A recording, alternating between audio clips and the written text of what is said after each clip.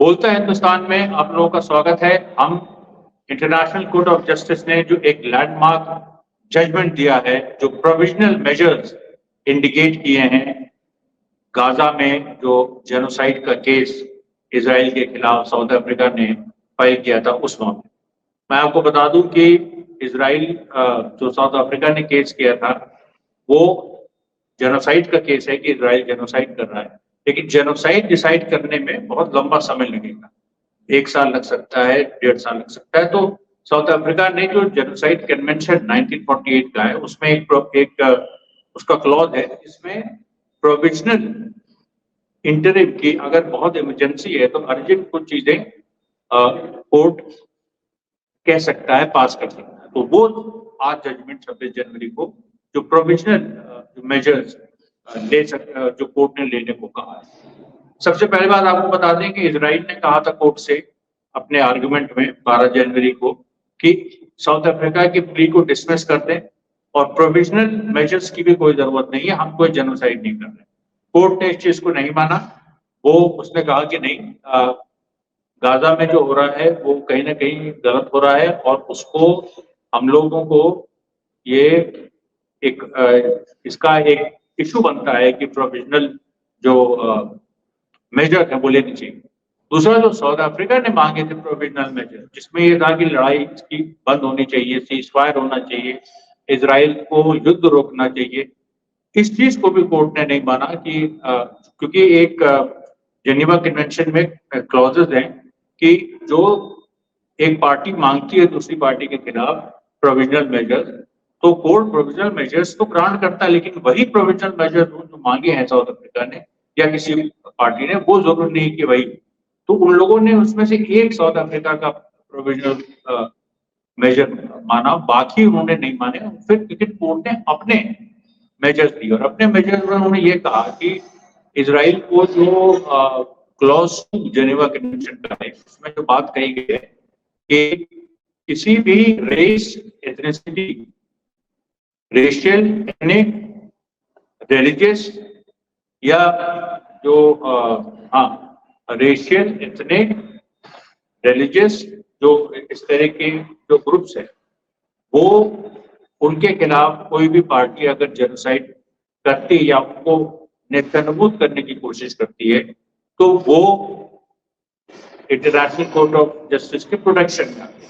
Court ने accept किया कि फिलिस्तीनी हैं जो लोग एक रेशियल, एथनिक और रिलीजियस ग्रुप हैं जिनको प्रोटेक्ट करना चाहिए। हाँ, चौथी जो कैटेगरी नेशनल, तो रिलीजियस, रेशियल, एथनिक और नेशनल, ये चारों कैटेगरी पैलेस्टीनियन सही बैठती है, उनको अंतर्राष्ट्रीय प्रोटेक्शन चाहिए। ये बात कोर्ट ने एक्सेप्ट। उसके बाद उसने कहा कि 5 चीजें इजराइल इंश्योर करें। कौन सी 5 चीजें?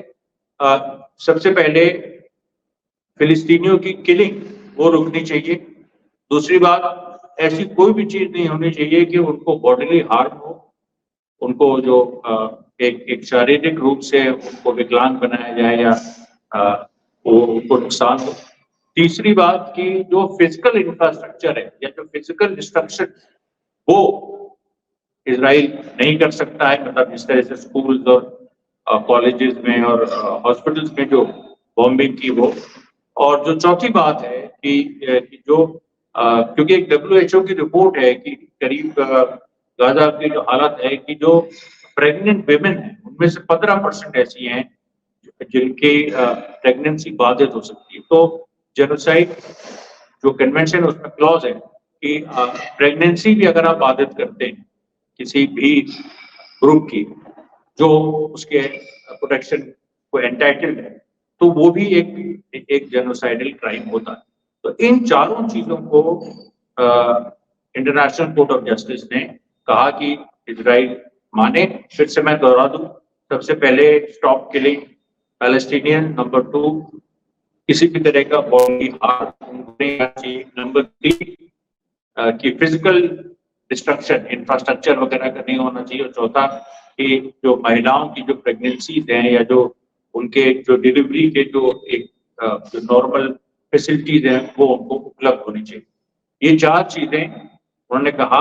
एक और चीज उन्होंने कही कि जिन लोगों ने, जिन इजरायली मिनिस्टर्स ने ऐसे स्टेटमेंट्स दिए, जेनोसाइडल स्टेटमेंट्स कि सबको मार देना चाहिए, फिलिस्तीनियों को कोई अधिकार नहीं है, ह्यूमन एनिमल्स फिलिस्तीनी है, उनके डिफेंस मिनिस्टर गैलेंट ने कहा था, बाकायदा उसका नाम लेके उन्होंने कहा कि इसके खिलाफ इजराइल को कार्रवाई करनी चाहिए और 1 महीने का टाइम उन्होंने इजराइल को दिया है कि वो इसका जवाब दे। अब देखिए ये पूरी जो सिचुएशन है, इसमें कुछ पक्ष कह सकते हैं कि देखिए इजराइल की जो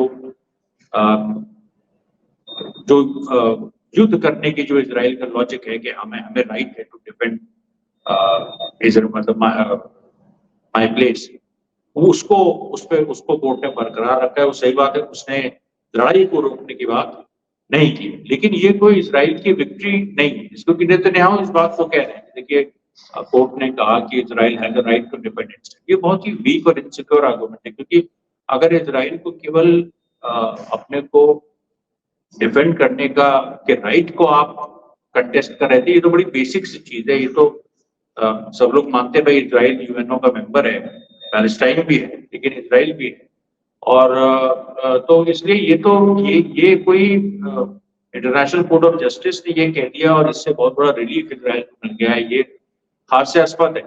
बात यहाँ पर ये फंसी हुई है कि जो इंटरनेशनल कोर्ट ऑफ जस्टिस ने कहा है कि आप मारना बंद करिए, वो मारना कैसे बंद हो जब तक बॉम्बिंग नहीं बंद हो।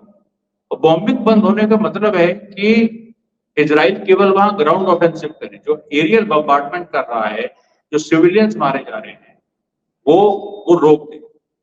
नहीं तो आज से लेके 1 महीने तक जो एक रिपोर्ट जाएगी इंटरनेशनल कोर्ट ऑफ जस्टिस को, मतलब 26 फरवरी तक, जिसमें ये होगा कि इजराइल ने देखिए आपके इंजंक्शन के बावजूद इतने लोगों को मारा, इस बीच में 26 जनवरी 26 फरवरी के बीच इतने लोगों को, इतनी महिलाओं की प्रेगनेंसी बाधित हुई, इतना फिजिकल इंफ्रास्ट्रक्चर डिस्ट्रॉय हुआ, और जो बॉडीली हार्म, जो इंजरीज है, वो इतनी हुई। अगर ये चीज जाएगी, या फिर इजराइल ने अपने किसी भी मिनिस्टर को जेल नहीं भेजा जो उन्होंने स्टेटमेंट्स दिए, ये जो सारी चीजें हैं 1 महीने बाद जब जाएंगी, तो फिर इंटरनेशनल कोर्ट ऑफ जस्टिस एक दूसरी और कड़ी रूलिंग दे सकता है।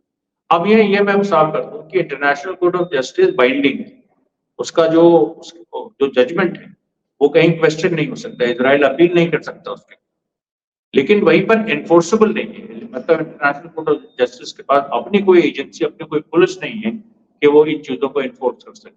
इसका एनफोर्समेंट सिक्योरिटी काउंसिल के पास है, लेकिन सिक्योरिटी काउंसिल ने अगर इसको, और वहां पर अमेरिका वीटो कर देता है, लेकिन अगर अमेरिका ने इसको वीटो कर दिया, अगर सिक्योरिटी काउंसिल में ये रेजोल्यूशन आया कि भाई इजराइल को जो इन 5 चीजों को कहा है कोर्ट ने, इसको मनवाने के लिए हमें एक इंटरनेशनल इंटरवेंशन करना होगा या कुछ करना होगा, और अमेरिका ने उसको वीटो कर दिया, तो फिर अगली हियरिंग में अमेरिका भी शक के घेरे में आ जाएगा कि अमेरिका भी कहीं ना कहीं इस चीज में रिस्पॉन्सिबल है। तो इतना आसान नहीं है इस बार इस जजमेंट को सिक्योरिटी काउंसिल में रिजेक्ट करना है, क्योंकि देखिए ये चीजें हो रही हैं, तो फिर वही उसी रास्ते पे बढ़ेंगे। अगर इजराइल अमेरिका ने नजरअंदाज किया जो वो कर सकते हैं, तो उसमें उसी रास्ते पे चीजें बढ़ेंगी कि कोई इंटरनेशनल लॉ नहीं मानेगा, कोई इंटरनेशनल लॉ नहीं मानेगा, कोई ये नहीं मानेगा। एक मॉरल वेट इस जजमेंट का बहुत ज्यादा है, जो नैतिक जो उसका बल है बहुत ज्यादा है।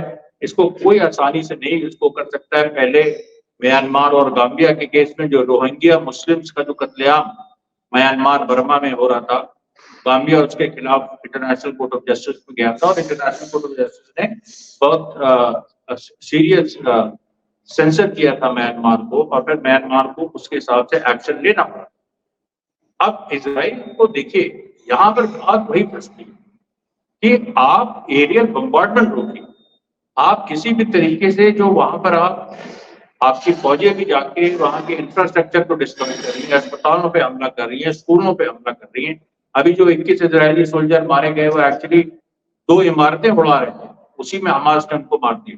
तो ये जो सारी एक्टिविटीज है, अब ये नए तरह से डॉक्यूमेंट होगी। अब ये नहीं मैं कह रहा हूँ कि इजराइल के कायदे से मतलब यही होना चाहिए कि इजराइल रोक, लेकिन इजराइल ने नहीं रोका, तो 1 महीने तक ये पूरी सारी चीजें डॉक्यूमेंट होगी, और फिर से कोर्ट के पास जाएगा साउथ अफ्रीका, क्योंकि वो एक इस डिस्प्यूट में एक पार्टी है, और साउथ अफ्रीका ये कहेगा कि देखिए 1 महीने में ये चीजें हुई और ये इजराइल ने नहीं की। इसलिए देखिए गेंद इजराइल के पाले में है। ये एक तरह से फिलिस्तीनियों की एक आंशिक जीत है। ये कोई, मैं ये नहीं कह रहा हूँ कि पूरी जीत है, ये आंशिक जीत है।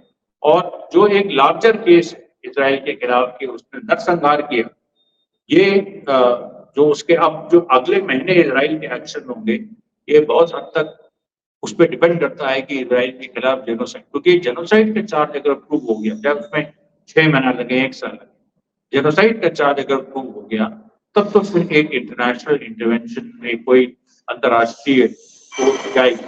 अभी भी जा सकती है, जैसे मैंने कहा सिक्योरिटी काउंसिल में ये बात रशिया, चाइना ये रेजोल्यूशन ला सकते हैं कि जो बातचीतें कहीं अगर इसने इजराइल ने एरियल बॉम्बार्डमेंट कंटिन्यू किया, तो रशिया, चाइना ये रेजोल्यूशन ला सकते हैं कि जो इंटरनेशनल ने कहा है उसको इजराइल फॉलो नहीं कर रहा।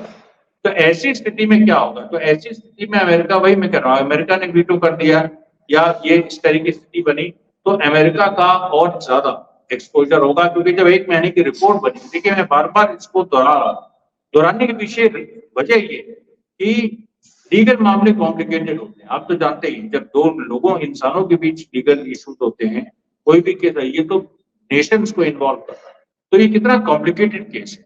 इसमें एक एक चीज जो है, एक एक बारीकी बड़ी महीनता से आपको देखनी होगी। खुद आपको स्टडी करना होगा कि जेनोसाइड कन्वेंशन क्या है, उसके किस क्लॉज के तहत कोर्ट ने क्या कहा है, कोर्ट को कितना राइट था, कोर्ट ने अपने राइट, क्योंकि देखिए इजराइल ने जो अपने पहले बयानों में कोर्ट की बात को एक तरह से माना है। जब उसने ये कहा है कि कोर्ट ने कहा है कि भाई युद्ध हम नहीं रोकेंगे या ये हमारे जुरिस्डिक्शन में अभी नहीं आता, तो इजराइल ने इसको अपनी जीत की तरह लिया। तो जब आप एक चीज मान रहे हैं, जब आप एक चीज मान रहे हैं कोर्ट की, तो आप दूसरी चीज कैसे निगेट करें? या तो आप कहिए हमें पूरा जजमेंट कहीं से भी हम मानेंगे नहीं, और अगर आप कह रहे हैं कि एक चीज हम मान रहे हैं और एक चीज हम अप्रिशिएट कर रहे हैं, तो बाकी चीजें जो कोर्ट ने कही है उसको भी तो आपको मानना पड़ेगा। क्योंकि तो अगर अगर कोई किसी को उम्र कैद की सजा होती है, तो उसके बारे में अगर कोई एक ऐसी बात होती है कि भाई इस पे ये चार्ज नहीं प्रूव हुआ, ये चार्ज प्रूव हुआ, तो इसका मतलब इतना हो गया कि उसकी सजा रुक जाएगी, उसकी सजा तो ये चार्ज नहीं प्रूव हुआ, दूसरा हुआ। तो उसी तरह से इजराइल की जो पूरी सिचुएशन है उसने वेलकम कर लिया। तो वेलकम करने का मतलब क्या है? वेलकम करने का कि आप मान रहे हैं। अगर आप मान रहे हैं तो फिर जो बाकी सारे उसके इंजंक्शंस हैं, बाकी जो सारी चीजें हैं जो इजराइल के खिलाफ जाती हैं, जो एक्चुअली उसको, क्योंकि देखिए एक बार उसके एरियल बम्बार्डमेंट रुक गए, हवाई हमले रुक गए, फिर जमीनी एक लड़ाई जारी रहेगी। तो जमीनी लड़ाई में ऑलरेडी हमास जीत रहा है, जमीनी लड़ाई में तो हमास जीत रहा है, तो जमीनी लड़ाई पे की तरफ इजराइल बढ़ेगा, और चाहे वो हिजबुल्लाह को फिर से हमला करे। और हिजबुल्लाह को उसने एक चेतावनी ये भी अभी कुछ दिन पहले इजराइल ने दी थी कि हम तुम्हारे सिविलियंस को मारेंगे लेबनान में जाकर। ये भी एक चेतावनी इजराइल ने दी थी कि अगर सीज फायर वगैरह नहीं हुआ, या सीज फायर हमने डिक्लेयर कर दिया यूनिलैटरली और 48 घंटे तक, और 48 घंटे के बाद अगर हिजबुल्लाह ने फिर से फायर किया, तो जो हिजबुल्लाह फाइटर्स के परिवार है लेबनान में, जो लेबनान के गांव में रहते हैं, उनको हम टारगेट करेंगे। मतलब खुलेआम काम सिविलियंस को मारेंगे। अब इजराइल कैसे ये सब कर सकता है इस ऑर्डर के बाद, जब वो उसको मान चुका है? तो अब आप ये देखिए कि बड़ी अजीब सी एक सिचुएशन क्रिएट हो गई है। मुझे लगता है कि इजराइल अभी भी किसी न किसी तरीके से वो हवाई हमले नहीं रोकेगा, वो हवाई हमले करेगा, क्योंकि उसकी मजबूरी है, वो ग्राउंड में आ रहा, हवाई हमले ही उसके बाद एक रास्ते। एक और ऑप्शन हो सकता है कि इजराइल तमाम क्षेत्रीय ताकतों से मिलकर कोई नया इनिशिएटिव ले, लेकिन वो भी स्थिति घटती जा रही है, क्योंकि ईरान का जो एक्सेस ऑफ रेजिस्टेंस है, और चाइना या रशिया ईरान की जो यूनिटी है, और फिर जो यमन, हिजबुल्लाह और उसमें लेबनान और इराक और तमाम देश उसमें आ रहे हैं। इराक ने तो यहाँ तक कह दिया है कि अभी तो यमन ने लाल सागर ब्लॉकेट किया है, हम मेडिटेरेनियन सी ब्लॉक कर देंगे। मेडिटेरेनियन सी अगर ब्लॉक हो गई तो यूरोप से पूरा व्यापार इजराइल के पास होता है। तो ये सारी चीजें ऐसी हैं जिसमें इजराइल के सामने फिर से इस जजमेंट से एक बड़ा संकट खड़ा हुआ है। हालांकि मैं जानता हूं नेतन्याहू को जिस तरह का दिमाग है, या इजरायली शासक वर्ग का जिस तरह का दिमाग है, वो ये सोचेगा अरे भाई हम कुछ खाना पूर्ति करके कुछ दिन एरियल बम्बार्डमेंट रोक के, और फिर ये कह के कि देखिए ये जो बम्बार्डमेंट हुआ ये ये हमास की वजह से हुआ है, ये कह के किसी न किसी तरीके से हम लड़ाई जारी रखेंगे और हम फिर सिविलियंस को मारना जारी रखेंगे। लेकिन ये एक तंग गली है, इसमें इजराइल अगर घुसेगा तो फिर उसको चारों तरफ से फिर से घेरने का एक आशंका है। धन्यवाद साथियों, बहुत बहुत।